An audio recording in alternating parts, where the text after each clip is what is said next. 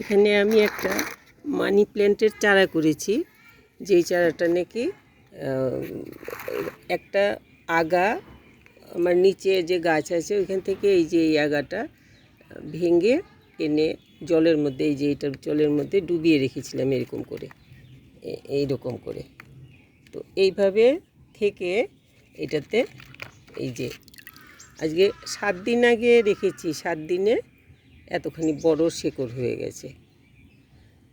এইটা আসলে money plant তো ছোট পাতার একটা আছে আর বড় পাতার একটা, এটা হলো বড় পাতার মানি প্ল্যান্টটা। এটার পাতাটাকে আমি কেটে তারপরে চারা বসিয়েছি, যাতে চারাটা ভালো হয়, তাড়াতাড়ি হয়ে যায়। তো আমার এই অনেক শেকড় বেরিয়েছে, এই যে তলা দিয়ে এত সুন্দর শেকড় বেরিয়েছে। এখনই আমি এটাকে লাগিয়ে দেব। একটা টব নিয়েছি, এই যে এই টবটাতে লাগিয়ে দেব। এটার মধ্যে কিছুটা মাটি আছে, একদম ভিজা। এই কদিনের বৃষ্টিতে, কন্টিনিউয়াস বৃষ্টি তো সব দিকে সব কিছু ভিজে রয়েছে। তো এইটার মধ্যে এখন আমি লাগিয়ে দেব। আর এইখানে কিছুটা মাটি নিয়েছি, এটা টবের পুরনো মাটি, রোদে দিয়ে রেখেছিলাম। এই যে মাটিটা, এটা একটুখানি শুকনো আছে, এতটা ভিজা না, ঢাকা দেওয়া ছিল, এটা শুকনো আছে কিছুটা। তো এইটাও দেব। এখন আমি এটাতে আর কিছু দেব না, কেন একেবারে ভিজা মাটি, আর এটাতে একটুখানি শেকড় টেকড়ের প্রবলেম হয়ে যাবে বেশি ভিজাতে। এই জন্য বেশি ভিজার জন্য এখন আমি এটাতে আর বেশি সার টার দিলাম না কিছু।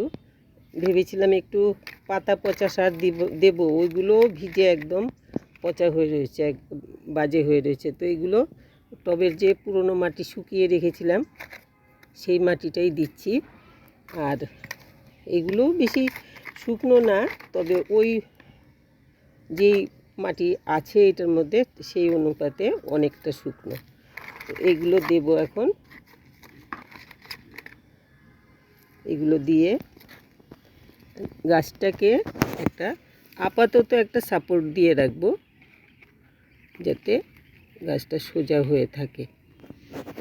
এরকম করে একটা সাপোর্ট আপাতত এটাকে এইরকম করে দিয়ে দিলাম। পরে এটার একটা সাপোর্ট দেব যে যাতে গাছটা সুন্দরভাবে হতে পারে, দেখতে ভালো লাগে, এরকম হয় যাতে, এরকম করে সাপোর্ট দিয়ে দেব। পরে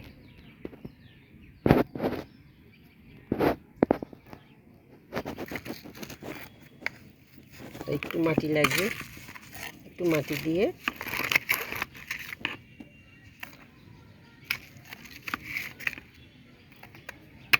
ছোট একটা বাঁশের টুকরো পেয়েছি, এটাই আপাতত দিয়ে এটাকে সাপোর্টটা দিলাম। এখন আর বিশেষ কিছু দেব না, গাছটা একটু স্টেডি হয়ে গেলে তারপরে এটার মধ্যে একটা সুন্দর করে সাপোর্ট দিয়ে দেব, যাতে এটা ভালোভাবে উঠতে পারে।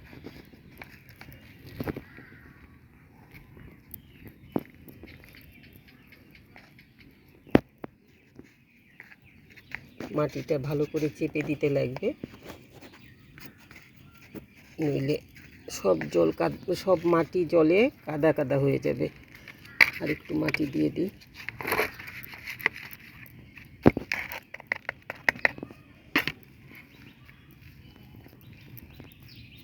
বড় পাতার ইয়েগুলো কি বলে এটাকে, মানি প্ল্যান্টগুলো দেখতে ভালো লাগে যদি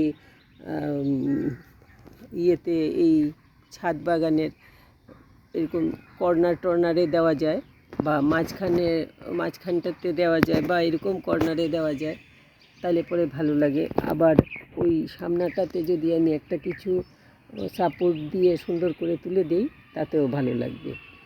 তো এখন আমি এটাকে এক্ষুনি যেখানে রাখার সেখানে ঠিক রাখবো না, জায়গা তো এখনও ঠিক করিনি কোথায় ঠিক রাখবো এটাকে। আপাতত তো লাগিয়ে দিলাম। তো এইটাকে এখন এদিকে নিয়ে এখানে আমার অন্য গাছগুলো আছে, এখানটাতে রাখা যেতে পারে। কিন্তু এখানে তো ডাইরেক্ট রোদটা লাগে, এখনও বৃষ্টির ভাবটা বোঝা যাচ্ছে না, তো আমি এইখানে রাখলাম যাতে গাছটা ভালোভাবে হয়। ঠিক, রোদটাও খুব একটা বেশি লাগবে না, অন্য গাছের ছায়াতে থাকবে। তো এইরকম করে হলে পরে তো এটা ভালোভাবে বেঁচে যাবে। শিকড় হয়ে গেছে বড়, এখন আর মরে যাওয়ার কোনো চান্স নেই। জলের মধ্যেই শিকড় হয়েছিল, আর এখন তো ভিজাতে থাকবে, গাছ ঠিকঠাক মতো হয়ে যাবে। তো আমি এইদিকে এনে এরকম কোণাতে রেখে দেবো, যাতে একটা ভালো সাপোর্ট দিয়ে দেবো, দিলে পরে এই কোণাতে সুন্দরভাবে গাছটা হবে। আর এইভাবে আপনারা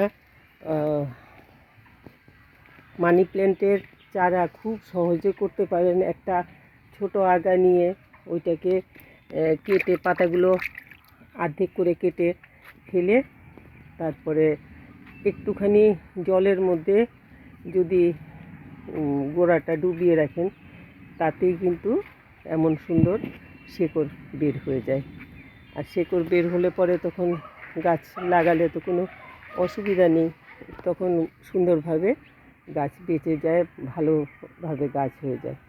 এইভাবে মানি প্ল্যান্ট করে, মানি প্ল্যান্টটা সব বাগানের জন্যই একটা খুব সুন্দর গাছ, যেটা নাকি বাগানকে, ফুলের বাগান, ফলের বাগান, যাই হোক, বাগানটাকে সুন্দর করে সবুজ পাতায় সুন্দর করে ভরিয়ে রাখে। তো আমার এটা সবুজের মধ্যে কিছুটা সাদা স্ট্রাইপের মতো আসে। আমি তো পাতাগুলো কেটে ফেলে দিয়েছি, এখন দেখাতে পারছি না অনেকটা। এইটার এই পাতাটার মতো, তো এটাতে সাদা বেশি, ওইটাতে সাদা কম আসে আর কি, অল্প অল্প আসে। এই যে এইখানটাতে এসছে একটুখানি, এই ভ্যারাইটিটা। তো এই দেখালাম আপনাদেরকে, মানি প্ল্যান্টটা লাগাতে পারেন বাগানকে সুন্দর সবুজ করে রাখার জন্য। মানি প্ল্যান্ট কিন্তু খুব একটা ভালো গাছ, যেটা নাকি আমাদের ছাদ বাগানে আমরা লাগাতে পারি, দেখতে সুন্দর লাগে, খুবই ভালো লাগে। তো আমি এই জন্য আমার এই চারাটা করার পরে এখন যখন এটাতে ফুল বলছি শেকড় এসছে, তো ভাবলাম যে আপনাদেরকে একটুখানি দেখিয়ে দিই যে এইভাবে আমি চারা করলাম, কিভাবে আমি চারা করলাম আর কিভাবে লাগালাম। এখন শুধু গার্ডেন সয়েল দিয়েই লাগিয়ে দিয়েছি।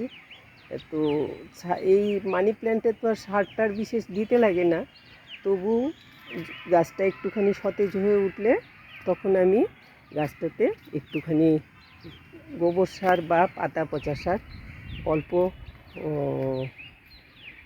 এই 1/3 মিশিয়ে মাটির সাথে দিয়ে দেবো। এখন যতটুকু মাটি দিয়ে লাগিয়েছি, তারপর ওই আরও কিছুটা মাটি দিয়ে গোড়াটাতে দিয়ে দেব, তখন ওইটাতে 1/3 গোবর সার বা পাতা পচা সার দেবো আর কি। তো এই ছিল আজকের ভিডিও। মানি প্ল্যান্ট কীভাবে চারা তৈরি করবেন, খুব সহজে কেটে এনে গোড়াটা জলে ডুবিয়ে রেখে দেবেন। যে কোনো ছোট, আমার এটা বড় জোর এই আধা কি বলবো, 1 ফুটও না, আধা ফুটের মতো টুকরো একটা, এইটা দিয়েই আমি চারাটা করেছি। তো সবাই খুব ভালো থাকবেন, আর ভালো লাগলে একটু লাইক শেয়ার করবেন, সাবস্ক্রাইব করবেন, কমেন্ট করবেন। খুব ভালো থাকবেন সবাই।